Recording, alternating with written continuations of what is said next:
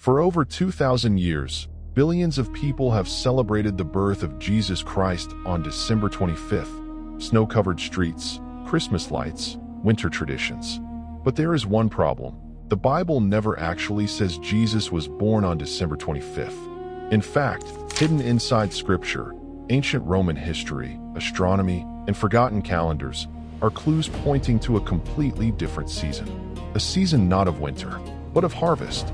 And when these clues are placed together chronologically, they reveal a timeline that may completely change how we understand the birth of Jesus. Clue 1. The census. At the time of Jesus' birth, Judea was under Roman occupation. The Emperor Caesar Augustus ruled over a vast empire stretching across continents. And according to the Gospel of Luke, Augustus ordered a massive census requiring families to return to their ancestral hometowns. For Joseph and Mary, this meant traveling nearly 80 miles from Nazareth to Bethlehem. But historians notice something unusual. Rome was famous for efficiency. A winter census would have been a logistical disaster. Cold rain, muddy roads, and dangerous travel conditions, especially for a pregnant woman nearing childbirth. Instead, Roman censuses were normally conducted during commerce seasons, often after harvests, when travel was easier and food was abundant. And that single detail may be the first clue that Jesus was not born in December. Clue 2. The shepherds in the field. Luke chapter 2 describes shepherds living out in the fields at night, watching over their flocks. At first, this detail seems small, but in ancient Judea, shepherds did not leave sheep exposed during the freezing winter months. By December, cold rain and harsh winds forced flocks into caves or protected enclosures.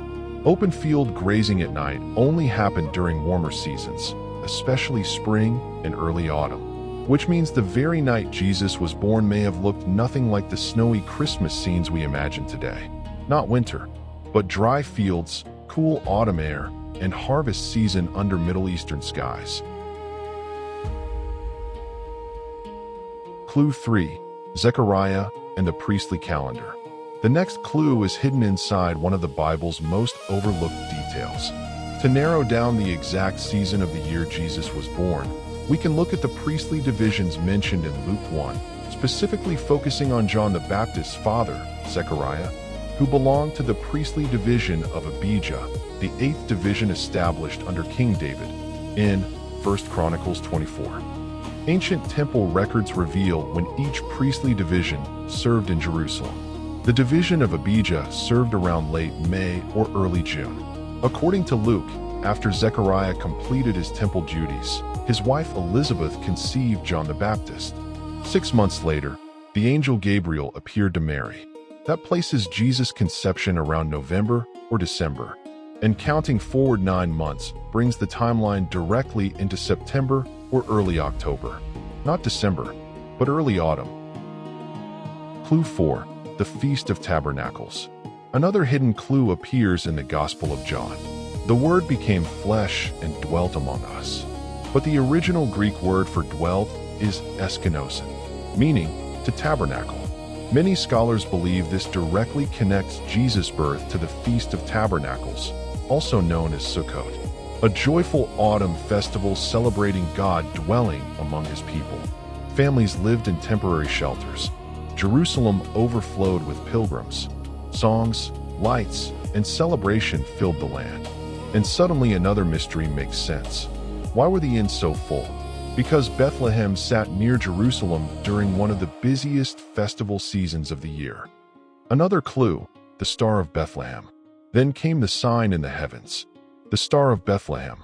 For centuries, people wondered whether the mysterious star was supernatural or astronomical. Modern researchers discovered something remarkable. Around 7 BC to 2 BC, rare planetary alignments occurred involving Jupiter and Saturn, celestial bodies ancient cultures associated with kingship in Israel. Some alignments appeared within the constellation Pisces, others near Leo.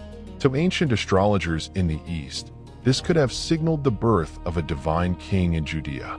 And if the timing is correct, these celestial events peak during the autumn season, exactly where the biblical clues already point. Clue 6. Herod's fear. But while some saw hope in the heavens, King Herod saw a threat. When the wise men arrived asking about the newborn king, Herod panicked. According to Matthew's Gospel, he ordered the execution of every male child under 2 years old in Bethlehem. Ancient historian Josephus records that Herod died shortly after a lunar eclipse in 4 BC, which means Jesus had to be born before that date. This places the birth window firmly between 6 BC and 4 BC, not year 0, and not December 25th. So if Jesus was likely born in autumn, why does the world celebrate on December 25th? The answer begins centuries later. Early Christians did not celebrate birthdays at all. Their focus centered on the death and resurrection of Christ. But in the 4th century, church leaders under Emperor Constantine adopted December 25th, a date already connected to Roman winter festivals like Saturnalia and Sol Invictus, the birth of the unconquered sun. Over time, the celebration transformed into Christmas, a symbolic date, not necessarily a historical one. And another historical twist complicated everything further. In the 6th century, a monk named Dionysius Exiguus attempted to calculate the birth of Jesus while creating the BC and AD calendar system. But he made errors involving Herod's death and completely skipped to year 0, meaning our modern calendar may already be off by several years. After centuries of tradition, debate, astronomy, prophecy, and history, the evidence points toward a stunning possibility. Jesus was likely born not in the dead of winter, but during the early autumn season between 6 BC and 4 BC, possibly during the Feast of Tabernacles, a season celebrating God dwelling among humanity. And perhaps that symbolism matters more than any exact calendar date, because regardless of the day, the story of Jesus' birth became one of the most influential moments in human history, a moment that changed civilizations, inspired billions, and continues to echo across the world even today.